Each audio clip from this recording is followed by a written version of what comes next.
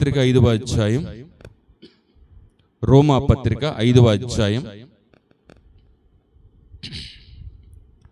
19వ వచనం. ఏలయనగా ఒక మనుష్యుని అవిధేయత వలన అనేకులు పాపులుగా ఎలాగు చేయబడిరో, అలాగే ఒకని విధేయత వలన అనేకులు నీతిమంతులుగా చేయబడుదురు. హల్లెలూయా. ఒక మనుష్యుని అవిధేయత వలన, ఒక మనుష్యుని అవిధేయత వలన ఏం జరిగింది? అనేకులు పాపులైపోయారంట. ఒక్కరు అవిధేయత వలన అనేకులు పాపులైపోయారు. అలాగే ఒకని విధేయత వలన అనేకులు నీతిమంతులయ్యారంట. హల్లెలూయా. చాలా బాగుంది కదా ఇది. ఒకని అవిధేయత వలన, ఒక మనుష్యుడు అవిధేయంగా జీవించటం వలన అనేకులు అంటే ఈ ప్రపంచంలో ఉన్నటువంటి ప్రజలందరూ కూడా పాపులైపోయారు. మొట్టమొదటి మానవుడు అవిధేయత చెందటం వల్ల. కానీ పాపంలోనే మనం ఉండిపోయి మరణిస్తే మనం రక్షించేవాడు ఎవరు? ఇప్పుడు మనం ఏదైనా ప్రమాదంలో ఉంటే రక్షించేవాడి కొరకు ఎదురు చూస్తూ ఉంటాం. మొన్న చూస్తూ ఉంటే వరదల్లో కొట్టుకుపోతూ ఉన్నారు. భయంకరంగా ఒకేసారి పైనుంచి కొండ మీద నుంచి వరద వచ్చేసింది. క్రిందేమో ఇల్లులు, పెద్ద గ్రామం ఉంది, హోటల్స్ ఉన్నాయి. అవన్నీ కూడా దర్శనాలకు వెళ్తూ ఉంటారు ప్రజలు. పైనుంచి బురదతో కలిపి, రాళ్ళు, బురద, నీరు కలిపి ఒకేసారి వస్తూ ఉంటే ఆ సౌండ్కి విని జనాలు ఇళ్లలో నుండి పరిగెట్టి పారిపోతా ఉన్నారు. ఇంకా ఎక్కడక్కడ వదిలేసి పరిగెట్టి పారిపోతూ ఉంటే ఆ ప్రవాహంతో పరిగెత్తలేరు కదా. అది ఎక్కడి నుంచి వస్తుంది? పైనుంచి వస్తుంది. కొన్ని కింద నుంచి ఇట్లాగే వెళ్తూ ఉంటే నెమ్మదిగా వెళ్తుంది, వస్తుందేమో. అది పైనుంచి కొండల మీద నుంచి ఒకట ఉదుటుగా వస్తుంది. వీళ్ళు కొండ క్రింద ప్రాంతంలో నివసిస్తూ ఉన్నారు ఈ ప్రజలందరూ కూడా. వచ్చేటప్పుడు పైనుంచి ఒకేసారి ఆ స్పీడ్కి వచ్చినప్పుడు వాళ్ళు పరిగెడుతూ ఉంటే ఆ ప్రవాహము ఇళ్ళని లేపేస్తుంది అనమాట. మొక్కలు ఎలాగైతే పైకి లేచిపోతాయి అలాగే ఇల్లులు లేచిపోయి, అంటే ఆ నీరు, ఆ బురద ఇంటి మీద పడడం వల్ల ఇల్లు కూలిపోయి ఇల్లే పైరేకులు అన్ని కూడా నీటిలో కొట్టుకుపోతూ ఉంటే ఈ పరిగెడుతున్న వాళ్ళ మీద నుంచి దొర్లుకుంటే వెళ్ళిపోయినాయి మొత్తం అన్ని కూడా. కార్ల మీద కూడా కొంతమంది వెళ్ళిపోతున్నారు, కారు వేసుకుని కూడా. ఇంక ఇది అదేం లేదు, అక్కడ కాపాడేవాడు ఎవడు లేడు. ఇంకా అక్కడికి వెళ్ళడానికే భయం. ఆ మధ్యలోకి వెళ్ళాలంటే ఎవరికంత ధైర్యం? బురదలో కూరుకుపోతే వెనక్కి రాలేడు. అయ్యో నా బిడ్డ ఉన్నది, లేకపోతే నా తల్లి ఉంది, నా తండ్రి ఉన్నాడని చెప్పి ఎవరైనా బిడ్డలు వెళ్ళాలనుకున్నా బురదలో కూరుకుపోతారు. తిరిగి వెనక్కి రావడానికి కావద్దు. అంత భయంకరమైన విధంగా వచ్చింది. కానీ ఆ సమయంలో వారు ఎవరైనా కాపాడితే బాగుండని ప్రతి ఒక్కరికి ఉంటుందండి. ప్రాణం పోతున్న సమయంలో, ఆపదలో ఉన్న సమయంలో ఎవరైనా చూడకుండా ఉంటారా? ఒక్కరైనా భూకంపాలు వచ్చినప్పుడు శిథిలాల కింద ఉంటారు, బిల్డింగ్ల కింద ఉంటారు. ప్రాణంతో ఉన్నటువంటి వాళ్ళు ఏమనుకుంటారు? పైనుంచి ఎవరైనా తీస్తున్నారేమో, ఈ శిథిలాలు తీస్తే నేను ప్రాణం పోకముందే నన్ను కనుగొంటారు, నన్ను హాస్పిటల్ వేస్తారు, బ్రతుకుతానని ఆశతో ఉంటారు, శిథిలాల కింద ఉంటారు. కాపాడేవారు ఎవరైనా ఉన్నారేమోనని. ఒక ఆదాము చేసే అవిధేయత, ఆదాము అనేటి మొదటి మానవుడు చేసే అవిధేయతను బట్టి సర్వ మానవాళికి కూడా పాపము వ్యాపించింది. మరి వీళ్ళందరూ కూడా పాపంలో కొట్టుకుపోయి ఉన్నారు, బురదలో కూరుకుపోయినట్టుగా ఉన్నారు అనమాట.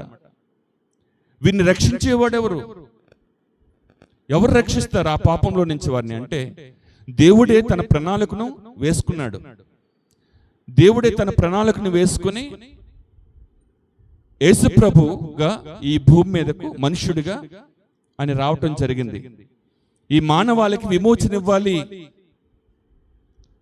మనం తప్ప ఇంకెవరు, ఇంకొక మానవుడు రక్షించే పరిస్థితులు లేడు.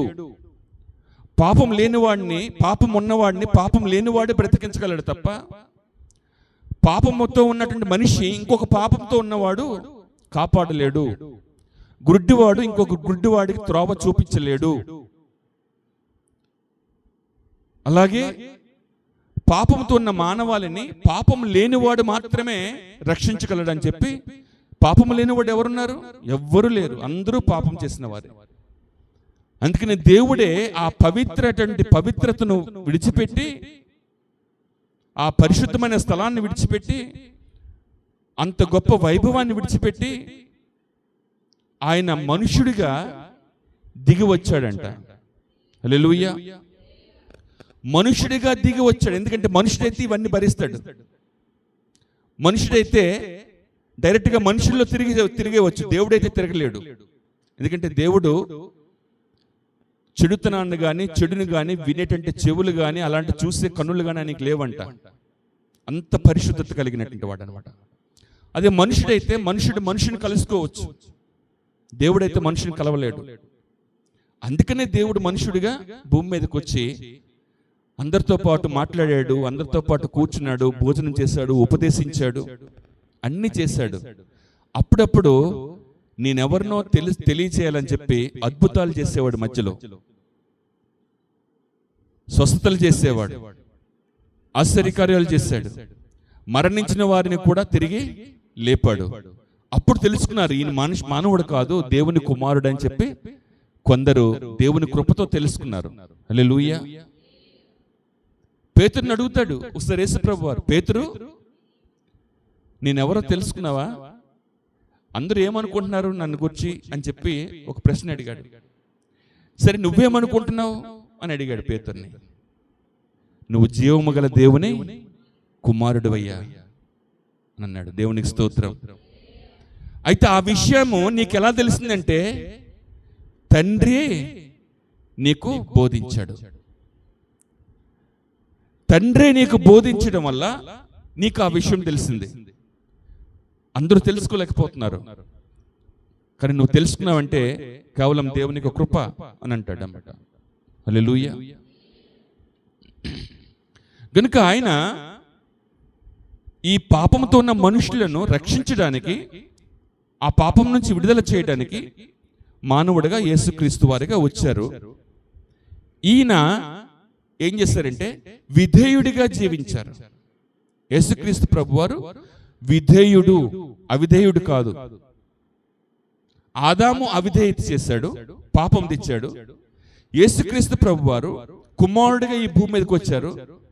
తండ్రి ఏమైతే చెప్తా ఉన్నాడో ఆ తండ్రి చెప్తున్నట్టుగా కుమారుడు ఏ విధంగా అయితే నడుచుకుంటాడో ఆ విధంగా ఈయన కుమారుడిగా జీవించి ఎక్కడ కూడా మనుషులందరితో కలిపి జీవించాడు, సంచారం చేశాడు. శిష్యులు, ప్రజలు అందరూ కూడా ముట్టుకునేవారు ముట్టుకున్నారు, ప్రార్థన చేయించుకున్నారు, మాట్లాడుతున్నప్పుడు వినేవారు విన్నారు. అనేక మంది గొప్ప గొప్ప ఉపకారాలు పొందుకున్నారు ఆయన చేత. అయితే ఆయనకి ఏం పేరుందని తెలుసా? పాపులలో చేరక ప్రత్యేకముగా ఉండేవాడంట. హల్లెలూయా.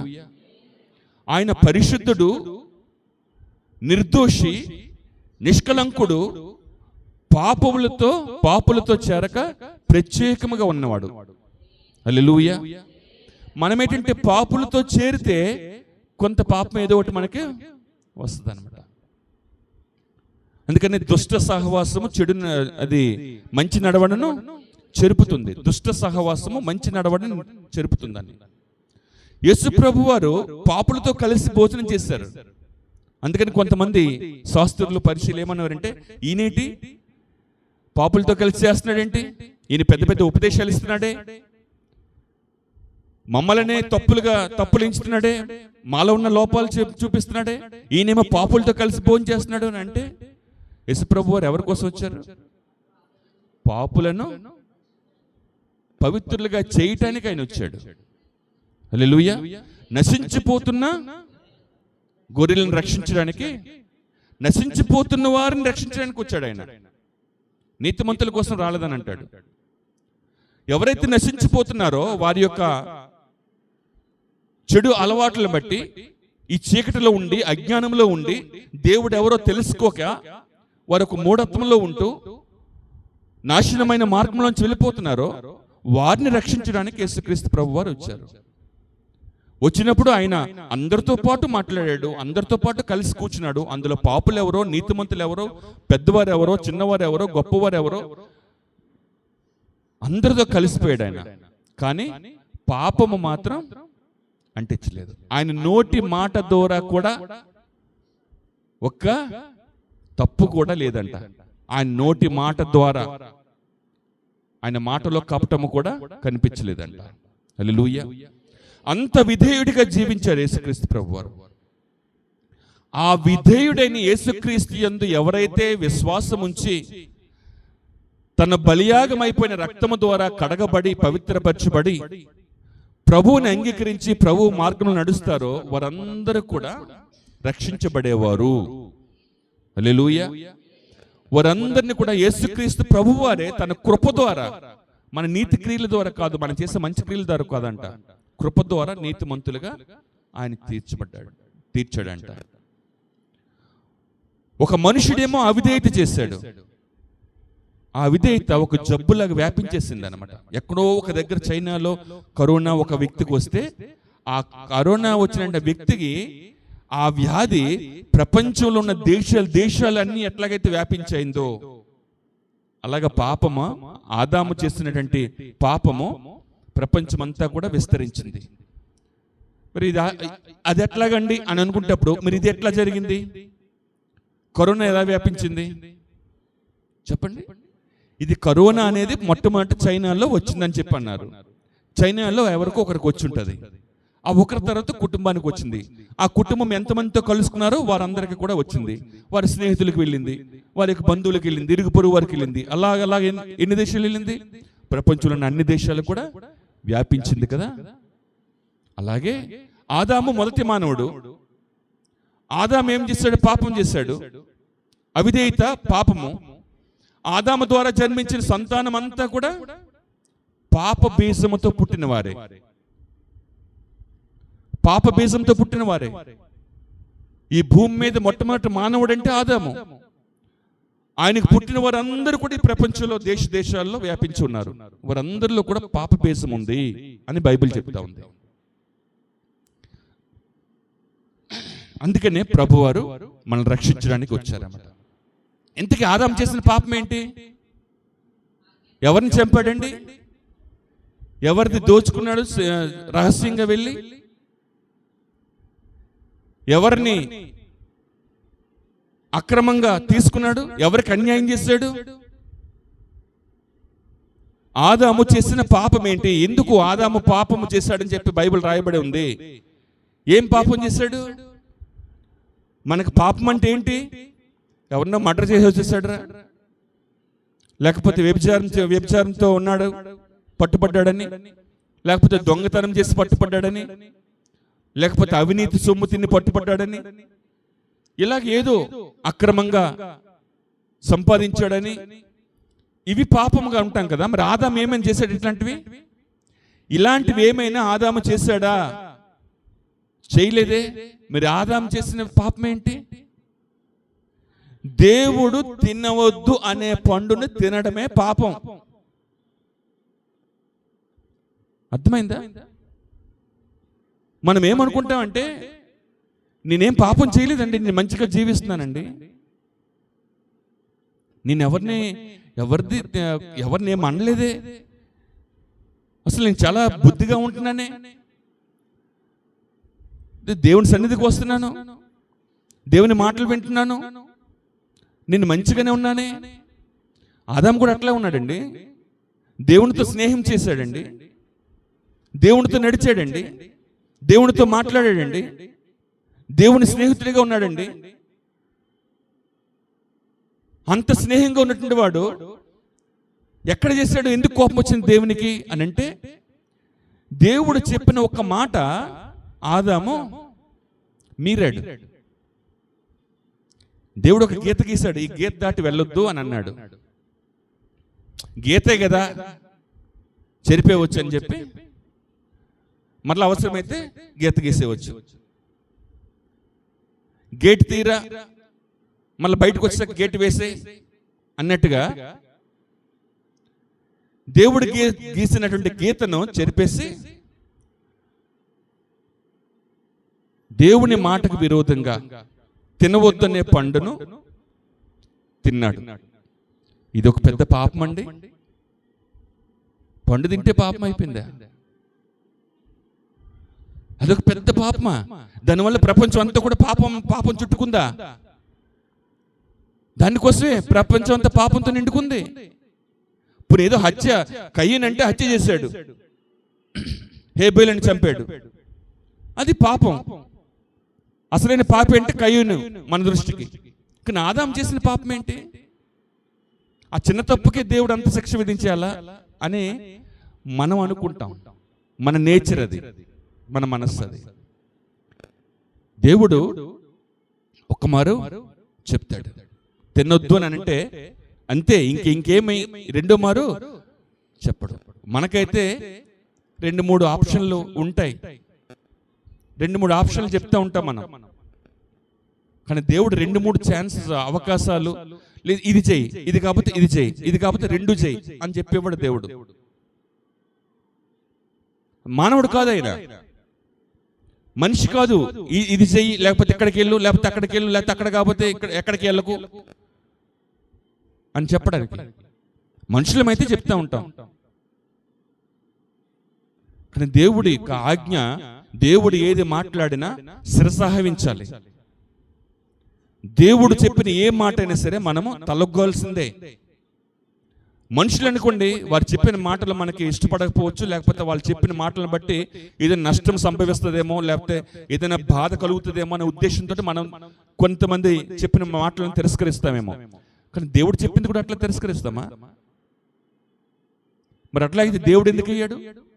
దేవుడిని తిరస్కరించగలిగితే ఇంకా ఆయన ఎందుకు మనం పూజించాలి?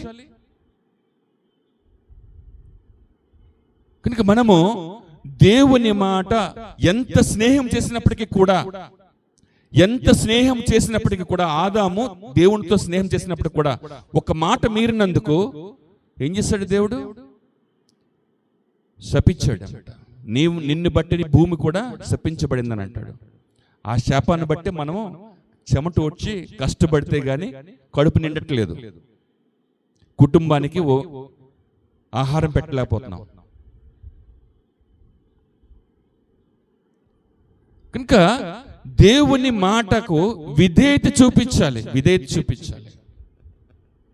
యేసు ప్రభు వారే మనిషిగా భూమి మీద ఉండేటప్పుడు ఆయన విధేయత నేర్చుకున్నాడటండి. ఏం నేర్చుకున్నాడు?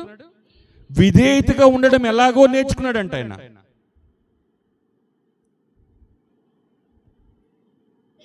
చూడండి, హెబ్రీలు రాసిన పత్రిక 5వ అధ్యాయం, హెబ్రీలకు 5వ అధ్యాయం 7 నుంచి చదువుకుందాం.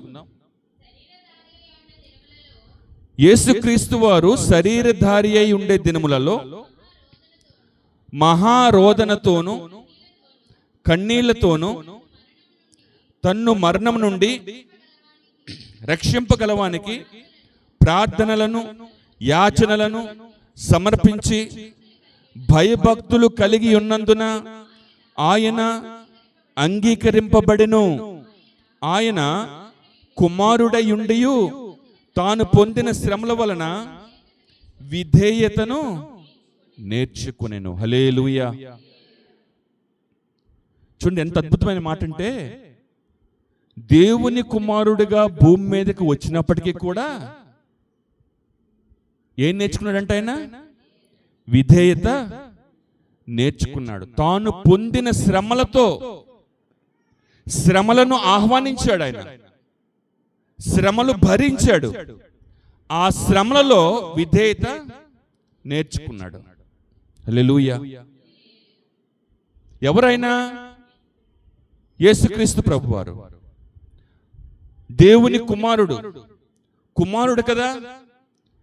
ఎంత భోగభాగ్యాలు ఉండాలి, ఎంత భోగభాగ్యాలు ఉండాలి. ఎమ్మెల్యే గారు కుమారుడు అంటే మనం ఎంత జాగ్రత్త చూసుకుంటాం. కలెక్టర్ గారిలో కుటుంబస్తులు అంటే ఎంత జాగ్రత్త చూసుకుంటాం. ఒక మినిస్ట్రీ గారి కుటుంబంలో వ్యక్తి అంటే ఎంత జాగ్రత్త చూసుకుంటాం. వారికి మీద ఒక చీమ కూడా, ఒక ఏక కూడా వాళ్ళని ఇవ్వకుండా చాలా జాగ్రత్త చూసుకుంటాం కదా. ఎవరు అయినా మినిస్టర్ కాదు, ఎమ్మెల్యే కాదు, అధికారి కూడా కాదు, వారి కుటుంబస్తుడు. ఎవరండి? ఆ కుటుంబానికి చెందినవాడైతే చాలు మనం గౌరవిస్తాం, కొద్దిగా మర్యాదలు చేస్తూ ఉంటాం. ఒక పెద్ద కుటుంబం నుంచి వచ్చారు గనుక. మరి మన యేసుక్రీస్తు ప్రభు వారు దేవుని కుమారుడై ఉండి కూడా ఆయన శ్రమల వలన విధేయత నేర్చుకున్నాడు. అంటే మనకి శ్రమలు ఏం నేర్పించాలి? విధేయత నేర్పించాలి. యేసుక్రీస్తు వారికే విధేయత నేర్చుకోవడానికి శ్రమలు అవసరమయ్యాయంటే, మనకు విధేయత రావాలంటే ఎవరికి విధేయత? దేవుని పట్ల విధేయత, దేవునికి లోబడటం.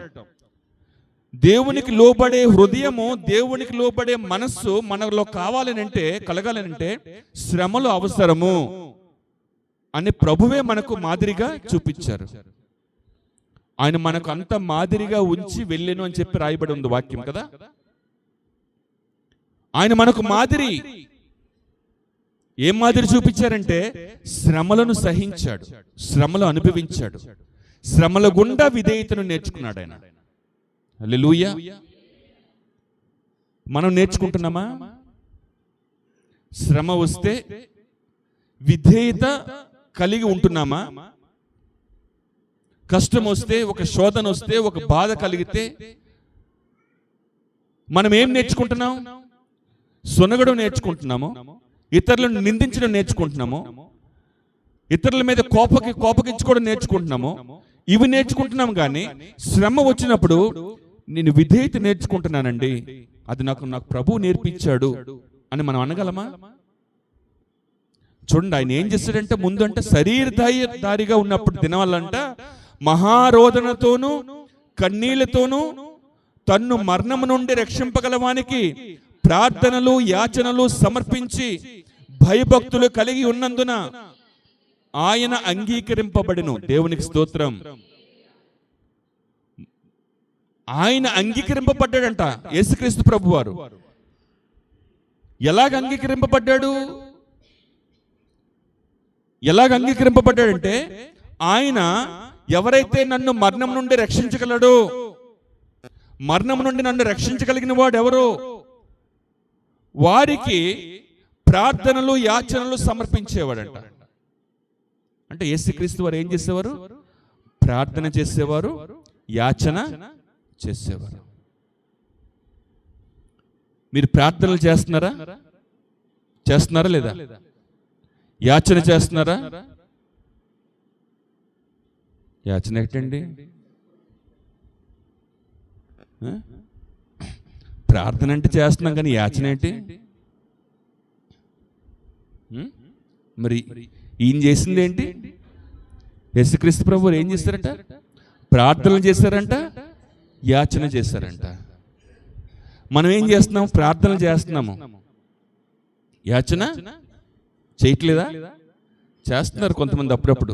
అది మీకు తెలియట్లేదు, అది యాచన అని. కొందరు ప్రార్థన చేస్తున్నప్పుడు నేను వింటూ ఉంటాను కదా, కొందరు ప్రార్థనలు చేస్తూ కూడా యాచన కూడా చేస్తూ ఉంటారు. యాచన అంటే యాచించడం, బ్రతిమలాడుకోవడం. హల్లెలూయా. యాచన అనేది ఏంటంటే బ్రతిమలాడడం అన్నమాట. ఒక బాగా బలిష్టమైన అవసరం ఉంది, చాలా అవసరం ఉంది. చాలా శోధనలో ఇరుక్కుపోయాం, మనం కష్టాలు ఇరుక్కుపోయాం అనుకోండి, ఎలా ఉంటుంది? బ్రతిమలాడుతాం కదా. ప్రార్థన అనేది దేవునితో నిరంతరం జరిగేది.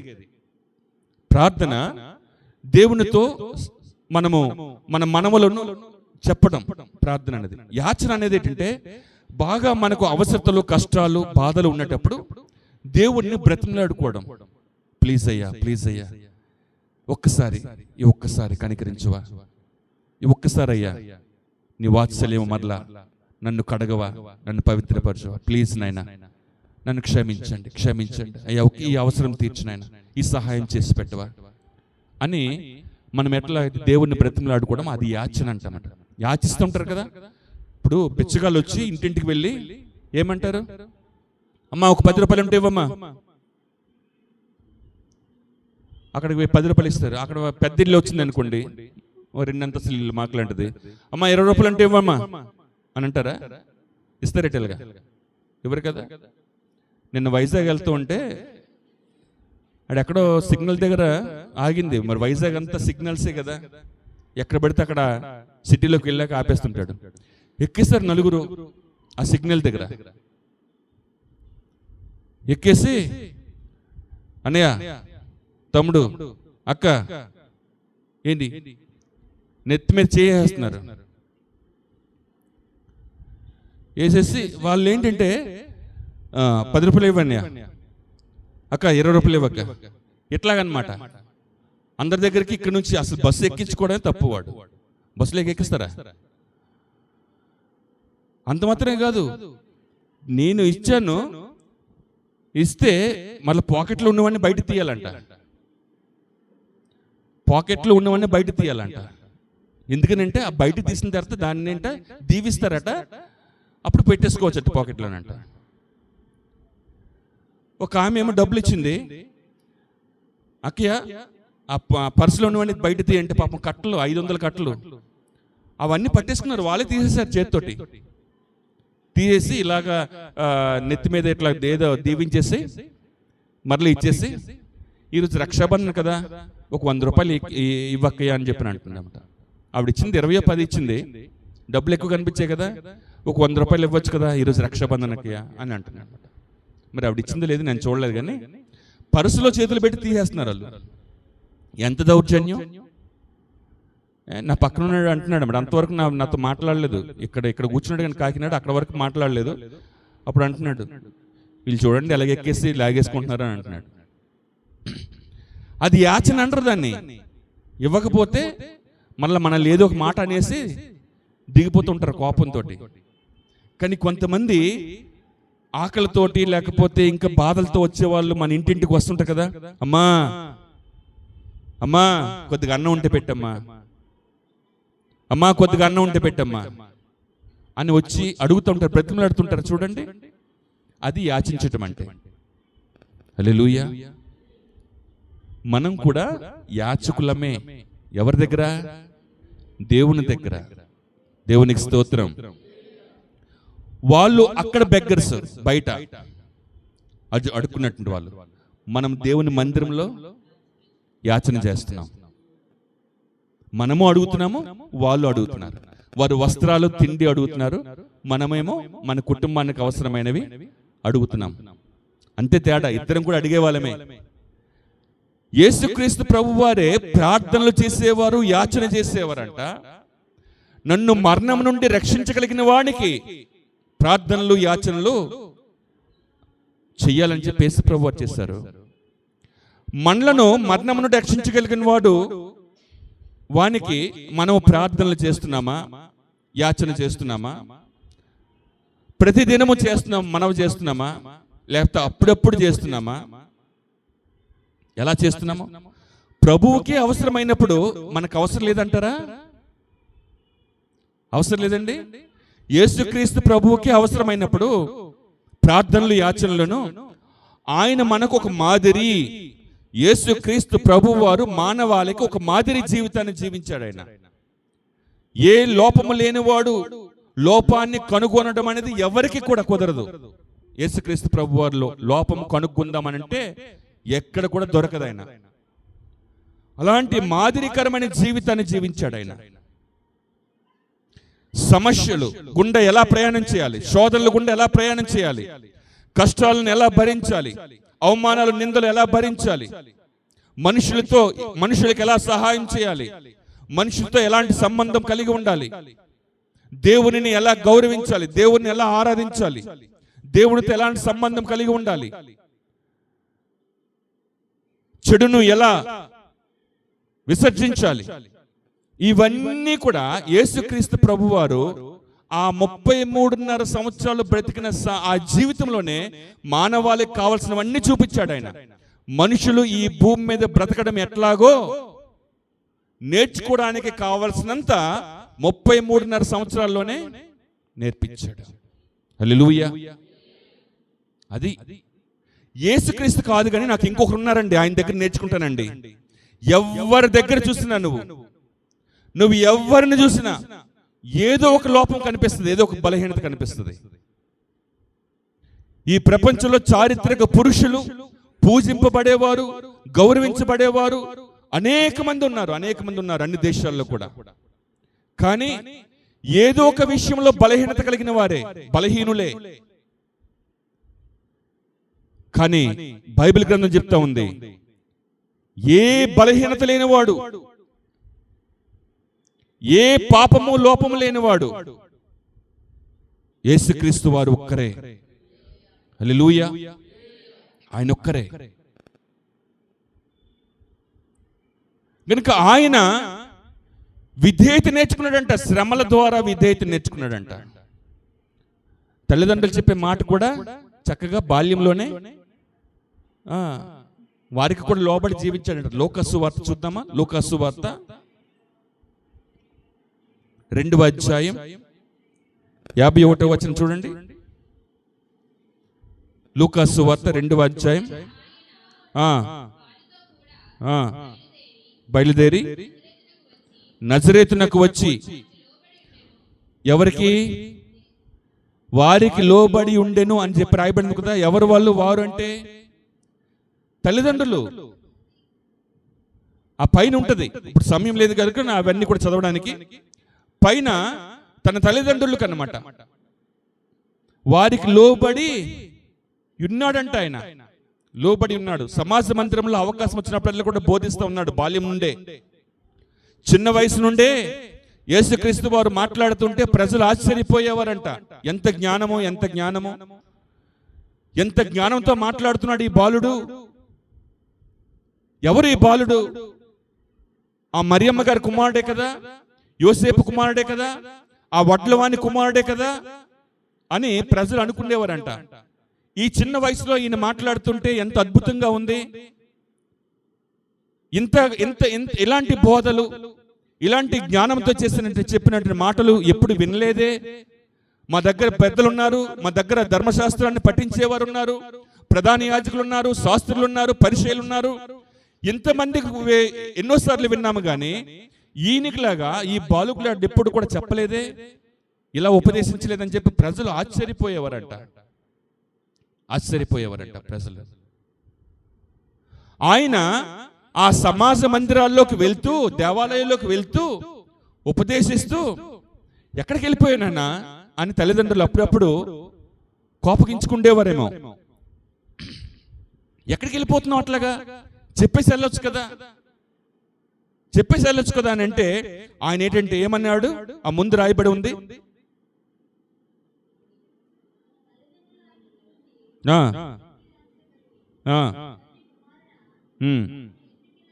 49వ వచనం ఉంటుంది. నేను నా తండ్రి పనుల మీద ఉండవలనని మీరెరుగురా అని వారితో చెప్పాను. హల్లెలూయా. నేను తండ్రి పని మీద ఉండాలి కదా. నేను ఎందుకు వచ్చాను ఈ భూమి మీదకి? తండ్రి పని చేయటానికి వచ్చాను. ఏ తండ్రి? యోసేపు అనే తండ్రి కాదు,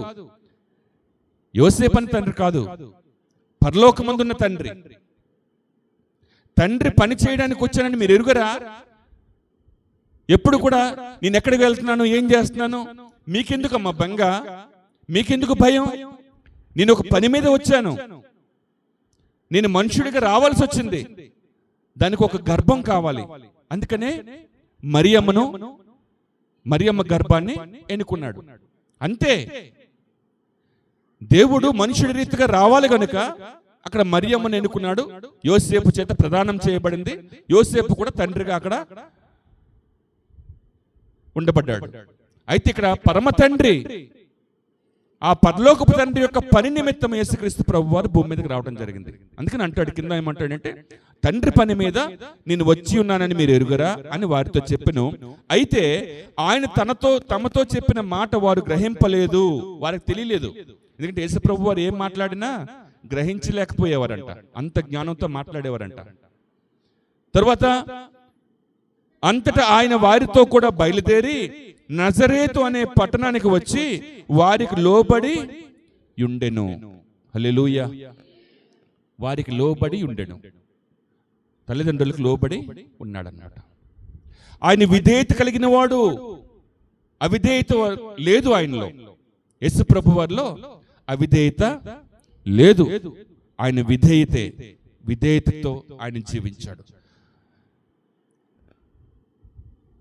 శరీరధారి అయి ఉన్న తినాళ్ళు మహారోదనతోనూ కన్నీళ్లతోనూ, ఎలా అండి?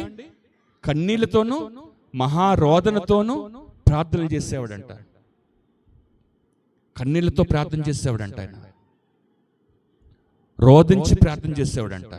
మనకు కన్నీరే రాదు ప్రార్థన చేసినప్పుడు, మనకు కన్నీరు రాదు. ప్రార్థన చేస్తాం కానీ కన్నీటితో చేయలేకపోతున్నారు, రోదించి చేయలేకపోతున్నారు. నాకు ఎప్పుడు కన్నీరు వస్తుందంటే, ఎప్పుడు నాకు కన్నీరు వచ్చి ప్రార్థన చేయగలనంటే, ఇలాంటి వాడిని కూడా దేవుడు ఎందుకు వాడుకుంటున్నాడు అనేటువంటి తలంపులు వచ్చినప్పుడు నాకు కన్నీరు వస్తుంది. నాలో ఏముందని మంచి, నాకు ఎందుకు దేవుడు తన కృపచేత నడిపిస్తా ఉన్నాడు, అసలు నేను పాత్రుడునా? ఆయన ప్రతి దినము కూడా, ఆయన నూతనముగా ప్రతి దినము కూడా ఆయన వాత్సల్యాన్ని కురిపిస్తున్నాడంట. ప్రతి దినము నిన్నటి చేసిన తప్పులు నిన్న కడిగేశాడు, మరలా ఉదయము నూతనంగా తన వాత్సల్యాన్ని కురిపిస్తున్నాడంట. అంటే నిన్నటి తప్పులు నిన్న కడిగేస్తున్నాడు, ఏ రోజు తప్పులు ఆ రోజు కడిగేస్తున్నాడు. ఆయన కొత్తగా నూతనంగా వాత్సల్యాన్ని కురిపిస్తున్నాడంట. ఆయన ప్రతిదినము నూతనంగా వాత్సల్యం కురిపిస్తున్నాడు, కానీ మన మనస్సు మాత్రం నూతన పరచబడట్లేదు. మనం నూతన పరచబడట్లేదు. ఆ పాతవే వెంట వేసుకుని వెళ్తా ఉన్నాం. ఆ వెంట వేసుకుని వెళ్తున్నాం. ఆయన ఏం చేస్తున్నాడు? అవి చూడటం లేదంట, నూతనంగా మళ్ళా కడుగుతున్నాడంట. నిన్న స్నానం చేస్తాము, ఈరోజు కూడా స్నానం చేస్తాం కదా, శరీరాన్ని మరలా శుభ్రపరుచుకున్నాం కదా. అలాగే ప్రభు అంట తన వాత్సల్యము, తన ప్రేమ చేత అందరినీ కూడా నూతన పరుస్తున్నాడట ప్రతిదినము.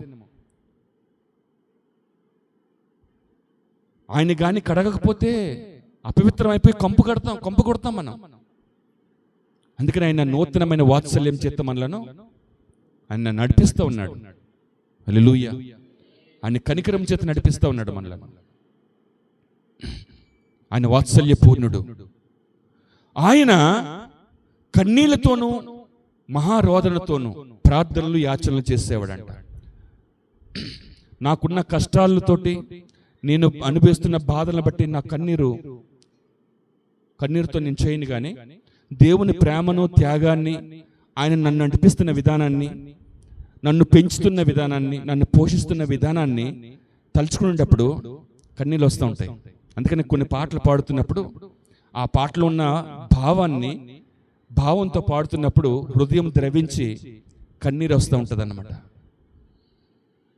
మనం దేవుని యొక్క ఆ వాత్సల్యాన్ని గుర్తు చేసుకుంటే, ఆయన హృదయాన్ని గుర్తు చేసుకుంటే మనము ఎప్పటి వారము నిజంగా కృతజ్ఞతాస్తుతులు చెల్లిస్తూ ఆయనకు కన్నిటితోనే ఆయనకు స్తోత్రాలు చెల్లించాలి, ప్రార్థన చేయాలి. అనేక మంది నశించిపోతున్నారు. అనేక మంది మన బంధువులు, మన రక్త సంబంధులు, మన స్నేహితులు, మనకు ప్రియమైన వారు, అయ్యో ఏమేమి చేస్తున్నారో వాళ్ళకి అందులో అసలు ఏమి జ్ఞానం ఉందని ఏమి తెలియకుండా వారు ఎంతో ప్రయాసపడుతున్నారు, ధనాన్ని వెచ్చిస్తున్నారు, చాలా వ్యర్థం చేసుకుంటున్నారు. వారు ఏమైపోతారో, వారు రక్షించబడాలి. ప్రభువా, వారి ఆత్మను రక్షించు నాయన, వారి ఆత్మను రక్షించబడు ప్రభువా అని అట్లాంటి వారిని తలుచుకునేటప్పుడు కన్నీరు వస్తూ ఉంటుంది. శ్రమలు, ప్రభువుకే శ్రమలు వచ్చాయి, నాకు శ్రమలు రావద్దు అని చెప్పి నేను ఎట్లా అడగగలను? శ్రమలు లేకుండా నాకు చేయి ప్రభువా అని అడగలేము. శ్రమల ద్వారా ఆయన విధేయత నేర్చుకున్నాడు.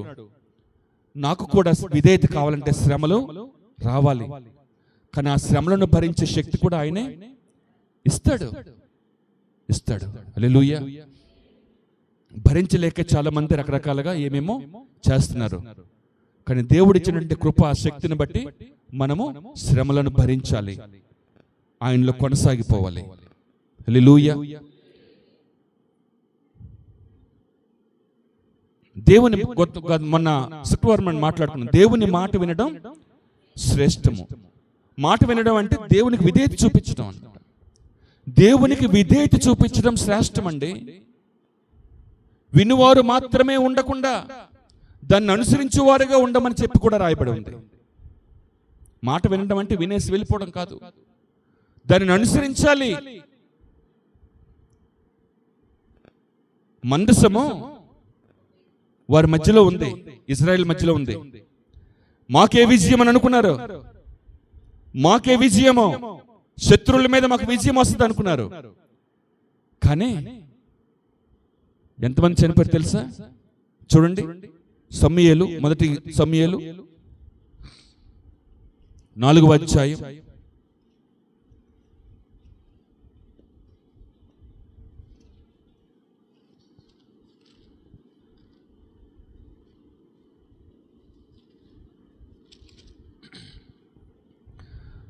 10వ వచనం. ఫిలిష్తీయులు యుద్ధము చేయగా ఇశ్రాయేలీయులు ఓడిపోయి అందరూ తమ డేరాలకు పరిగెత్తి వచ్చిరి. అప్పుడు అత్యధికమైన వధ జరిగెను. ఇశ్రాయేలీయులలో 30,000 కాల్బలము కూలెను. ఎంతమంది అండి? 30,000 కాల్బలము కూలిపోయారంట. ముందేం జరిగిందో తెలుసండి? ఫిలిష్తీయులు వీళ్ళు భయపడ్డారంట.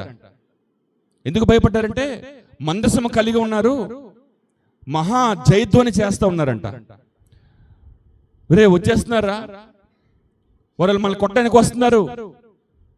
వారు దేవుడు చాలా గొప్ప దేవుడు, వారు దేవునికి ప్రార్థిస్తే ఎర్ర సముద్రమే ముక్కలైంది, చీల్చబడింది. వారి దేవుడు గొప్ప కార్యాలు చేసే దేవుడు.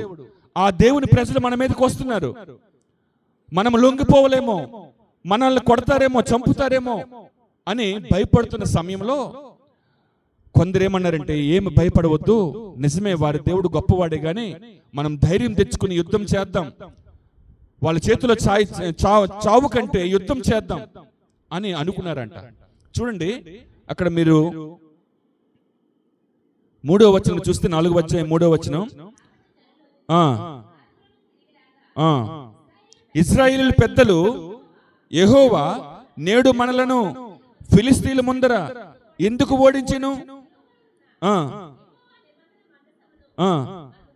మందసము తీసుకుని మన మధ్య ఉంచుకుందాం రండి అని, అది మన మధ్య ఉండిన యెడల అది మన శత్రువుల చేతుల నుండి మనలను రక్షించును అనుకున్నారంట. ఏది? మందసము మన మధ్య ఉంటే మనలను రక్షిస్తుంది మందసము, శత్రువుల చేతి నుండి మనలను కాపాడుతుంది మందసము. మందసాన్ని తెచ్చుకుందామని చెప్పి తెచ్చుకున్నారంట. దేవుని నిబంధన మందసాన్ని తెచ్చుకున్నారండి. తెచ్చుకున్నారు. తెచ్చుకున్న తర్వాత చూడండి 6వ వచనం 5 కూడా. యెహోవా నిబంధన మందసము దండులోనికి రాగా ఇశ్రాయేలీయులందరూ భూమి ప్రతిధ్వనినిచ్చినంత గొప్ప కేకలు వేసిరి. ఫిలిష్తీయులు ఆ కేకలు విని హెబ్రీల దండులో ఈ గొప్ప కేకల ధ్వని ఏమని అడిగి, యెహోవా నిబంధన మందసము దండులోనికి వచ్చానని తెలుసుకుని జడిసిపోయారంట. దేవుడు దండులోనికి వచ్చారని అనుకున్నారంట. అయ్యో మనకు శ్రమ, ఇంతకు మునుపు వారు ఇలాగూ సంభ్రమింపలేదు. అయ్యయ్యో మహాసూరుడగు ఈ దేవుని చేతుల నుండి మనలను, ఎవరు అనుకుంటున్నారు ఈ మాటలు? శత్రువులు అనుకుంటున్నారండి, ఫిలిష్తీయులు అనుకుంటున్నారంట. మహాశూరుడు వాళ్ళ దేవుడు, అయ్యో మనకు గొప్ప శ్రమ రాబోతుంది, ఎవరు విడిపిస్తారు మనలను ఆ శ్రమ నుంచి? వారు ధ్వని చేస్తూ ఉన్నారంట, మహాధ్వని చేస్తున్నారంట. మందసాన్ని పట్టుకొని వెళ్తూ ఉంటే ప్రజలందరూ, ఇజ్రాయిల్ ప్రజలందరూ కూడా గొప్ప ధ్వని చేస్తూ ఉంటే భూమి ప్రతిధ్వనించినట్టుగా. హల్లెలూయా. ఎలా చేస్తున్నారండి? భూమి ప్రతిధ్వనిస్తుందంట. మనం చేస్తాం స్తుతి ఆరాధన, మనం పాటలు పాడతాం కదా, మందిరం కంపిస్తూ ఉంటది కదండి. మన చీర, మన డ్రెస్ కూడా, వస్త్రం కూడా కదలదు. మనం పాట పాడినా స్తుతించిన కదా, అంత రోబోలాగా, రోబోలు ఉంటాయి కదా, స్విచ్ చేస్తే అది పనిచేస్తుంది. లేకపోతే అట్లా ఉంటుంది కదా, ఆ రోబోల్ టైప్లే ఉంటాం దేవుణ్ణి ఆరాధించడానికి కూడా. వీళ్ళు ప్రతిధ్వని చేశారంట. దేవునికి స్తోత్రం. ఇవన్నీ వింటాం కానీ మనం చెయ్యం. అవి వారికేనండి, మాకు కాదండి. మాకు అంత ఆసక్తి లేదు, మేము అట్లా చేసేవారు కూడా కాదు అని మనం ఫిక్స్ అయిపోతాం. దేవుని సన్నిధిలో ఎవరైతే అండి, దావీదు నాట్యం ఆడాడు, వస్త్రాలు కూడా ఏమైపోయినాయి తెలియదంట దావీదుకి. అందుకని నాట్యం ఆడేస్తున్నారు అందరూ కూడా స్టేజ్ల మీద. దావీదేమో దేవుని సన్నిధిలో ఆత్మ ఆవరించబడి ఈ స్టెప్ ఇలాగేయాలి, ఆ పాటకి, ఆ వచనానికి ఇలా వేయాలని అని చెప్పి వేయలేదు దావీదు. దావీదు వేసింది ఏంటంటే అసలు ఆ యొక్క లీనమైపోయి దేవుని మందసం వస్తూ ఉంటే ఆ యొక్క స్తుతి ప్రతిధ్వని చేస్తూ ఆరాధన చేస్తూ నడుచుకునేటప్పుడు ఆ వస్త్రాలు కూడా ఊడిపోయినాయంట. అంతగా లీనమైపోయాడు. మనం అలాగేమి చేయాల్సిన లేదు వస్త్రాలు ఊడిపోయినట్టుగా, కానీ అట్లీస్ట్ దేవుణ్ణి ఆరాధించినప్పుడు ఎంత చక్కగా ఆరాధించవచ్చు. కానీ ఎందుకంటే ఆసక్తి లేదు, ఆకలి లేదు, అంతే. ఆకలి లేని వారికి ఇంక అన్నం పెట్టినా ఉపయోగం లేదు. ఇక్కడ భూమి ప్రతిధ్వనించినంత గొప్ప కేకలు వేసిరి. ఫిలిస్తీయులు ఆ కేకలు విని హెబ్రీల దండులో ఈ గొప్ప కేకల ధ్వని ఏమని అడిగిరి. హల్లెలూయా. మనం ఇక్కడ ఆరాధన చేస్తుంటే, పాటలు పాడుతూ ఉంటే చుట్టుపక్కల అందరూ కూడా ఏంటి సౌండ్ ఏంటి, ఆ పాటలేంటి అనే విధంగా ఉండాలండి. ఇప్పుడు మేము ఇది అయిపోయిన తర్వాత డైరీ ఫార్మ్ వెళ్తాం కదా, డైరీ ఫార్మ్ వెళ్ళేటప్పుడు అక్కడ 6-7 ఉంటారు. అంత దూరంలోనే ఇంకా అక్కడ ఇంటికి చేరక ముందుగానే చప్పట్లను పాటలు వినబడుతూ ఉంటాయి. చప్పట్లు పాటలు వినబడుతూ ఉంటాయి. ఇప్పుడు బండి బయట పెట్టి పైకి వెళ్ళేటప్పటికి చక్కగా వాళ్ళందరూ పాటలు పాడుతూ చప్పట్లు కొడుతుంటాయి. 6-7 చుట్టుపక్కలందరికి కూడా వారి పాటలు ఇక్కడ ఏదో ఆరాధన జరుగుతుంది అనే విధంగా ఆ శబ్దము వినిపిస్తూ ఉంటుంది. మన దగ్గర ఎంతమంది ఉన్నప్పటికీ కూడా ఎందుకో ఎవరు నేర్పించారో మరి చప్పట్లు కొట్టడానికి ఇష్టపడరు, పాట పాడడానికి ఇష్టపడరు. ఒకరు పాడితే అందరూ మౌనంగా ఉంటారు. ఇది ఏదైనా పాటల పోటీనా? ఒకరు పాడితే ఇంకొకరు మార్కులు వేయడానికి. అందరూ పాడాల్సింది దేవుని మందిరంలో. ఇన్ని రకాలుగా ఉంటే మనకు కరెక్ట్ కాదు.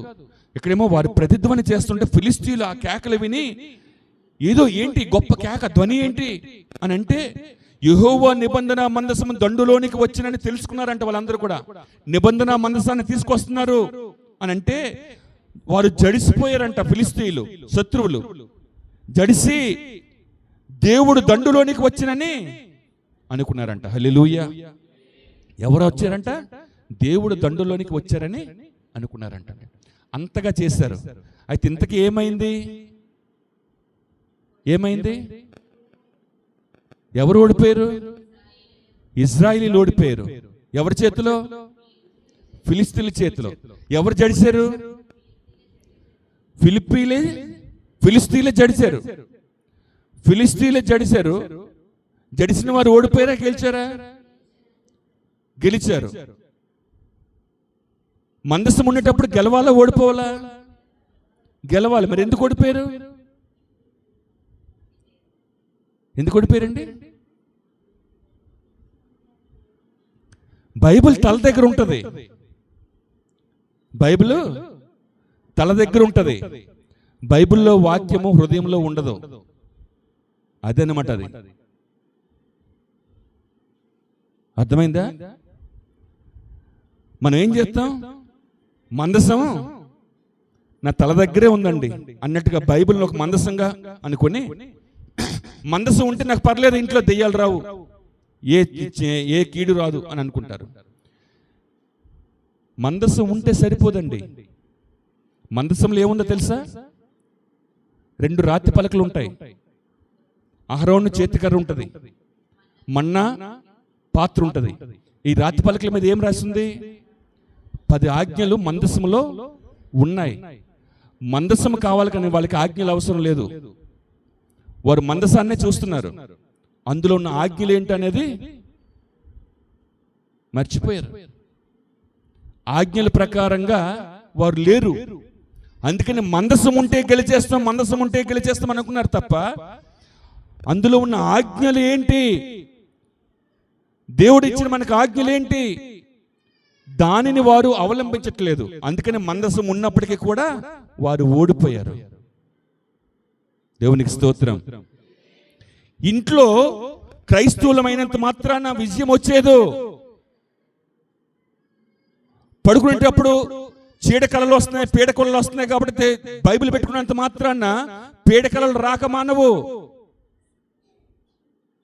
బైబిల్లో ఏముంది, ఆ బైబిల్లో ఏముంది అనేది మన హృదయంలో ఉండాలండి.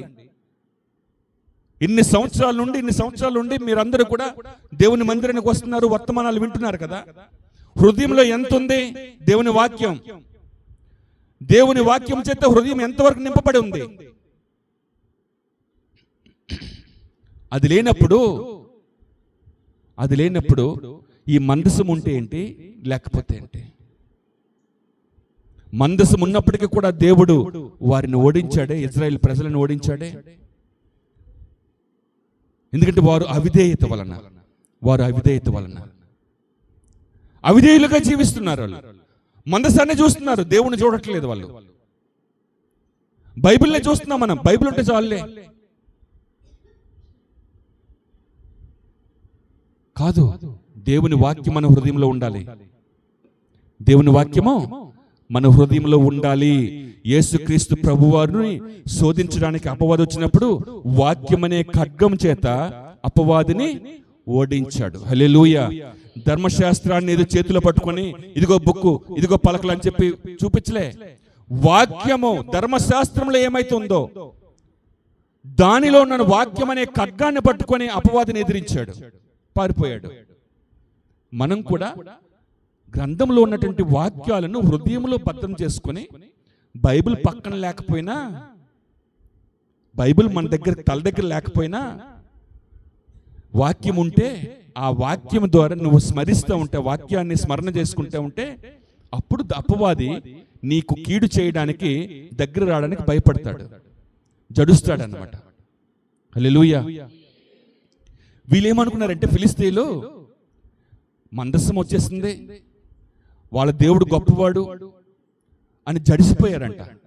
అయితే వారికి ఏంటంటే, వారికి ఏ విషయం తెలియదంటే వీరు అవిధేయులుగా ఉన్నారనే విషయం వాళ్ళకి తెలియదు. వీరు అవిధేయులుగా ఉన్నారనే విషయము ఫిలిష్తీయులకు తెలియదు. ఏ విషయం తెలిసింది? మందసం ఉంది కదా, వాళ్ళు గెలిచేస్తారని చెప్పి అనుకున్నారు. కానీ ఓడిపోయారు. మనము దేవునికి విధేయతగా ఉంటే దేవుడు మనతో ఉంటాడు. హల్లెలూయా. ఆయన విధేయత, శ్రమల ద్వారా విధేయత నేర్చుకున్నాడంట. యేసుక్రీస్తు ప్రభువారు శ్రమల ద్వారా విధేయత నేర్చుకున్నారు. ఆ విధేయతను బట్టి మనకు రక్షణ కలిగింది. ఒకని అవిధేయత వలన పాపం ఎలాగైతే విస్తరించిందో, ఒకని విధేయత వలన మనకు రక్షణ కలిగింది. హల్లెలూయా. ఆ విధేయత ప్రభువు దగ్గర నుంచి మనం నేర్చుకోవాలి. దేవునికి ఎలా విధేయత చూపించాలో మనము ప్రభు దగ్గర నుంచి నేర్చుకోవాలి. ఆ శ్రమలు వస్తున్నాయంటే శ్రమలలో మనం నేర్చుకోవాల్సింది విధేయత నేర్చుకోవాలి. ప్రభువా, నువ్వు నేర్చుకునే విధంగా నాకు కూడా నేర్పించయ్యా అని అడగాలి మనం. ప్రభువే మనకు మాదిరి, ఆయనే మనకు మార్గదర్శి. కనుక విధేయత ఎంతమందిని కాపాడిందో చూడండి. ఒకని విధేయత ఈ లోకంలో మానవాళి ఎవరైతే ప్రభువుని యందు విశ్వాసం ఉంచుతారో వారందరికీ కూడా రక్షణకు కారణమైంది. హల్లెలూయా. మన విధేయత మన కుటుంబానికి, మన శ్రేయోభిలాషులకు, మన స్నేహితులకు, వారికి ఆశీర్వాదానికి కారణమవుతుంది. మనం విధేయతగా ఉంటే, కుటుంబం అంతా విధేయతతో ఉంటే దేవునికి పట్ల కుటుంబం ఆశీర్వదించబడుతుంది. కుటుంబం అంతా దేవునికి విధేయత ఉంటే కుటుంబం ఆశీర్వదించబడుతుంది. కుటుంబం కాకుండా ఒక వ్యక్తే విధేయతగా ఉంటే ఆ వ్యక్తి ఆశీర్వదించబడతాడు. హల్లెలూయా. కనుక అయితే ఆ వ్యక్తిని బట్టి ఈ వ్యక్తి ఆశీర్వాదకరంగా విధేయతగా ఉండడం వల్ల మిగతా వాళ్ళు కూడా ఈ వ్యక్తిని బట్టి ఎంతో కొంత సహాయాన్ని పొందుతారు, దేవుని కృపను పొందుతారు. ఇప్పుడు మీరు ప్రార్థన చేస్తున్నారు మీ పిల్లల కోసం, మీ పిల్లలు అవిధేయులైనా మీరు చేసే ప్రార్థన బట్టి దేవుడు మీ ప్రార్థన విని వారికి సహాయం చేస్తాడు, కాపాడుతాడు, కాపాడుతాడు, కాపాడుతాడు, కాపాడుతాడు. ఇంకా ఇంకా ఇంకా వారు దేవునికి విరోధంగానే జీవిస్తే, ఎన్ని మార్లు గద్దించినా విరోధంగా చేస్తే దేవుడు తన పని తాను చేస్తాడు. అర్థమైందా? కనుక మనమందరం కూడా విధేయత కలిగి దేవుని మార్గంలో సాగిపోదాం, విధేయత కలిగి దేవునిని ఆరాధిద్దాం. ఆ శ్రమల ద్వారా విధేయతను నేర్చుకుందాం. ఏం నేర్చుకుందామండి? విధేయతను నేర్చుకుందాం. దేవుడి మాటలను దీవించును గాక. ఆమేన్. ప్రార్థన చేసుకుందాం.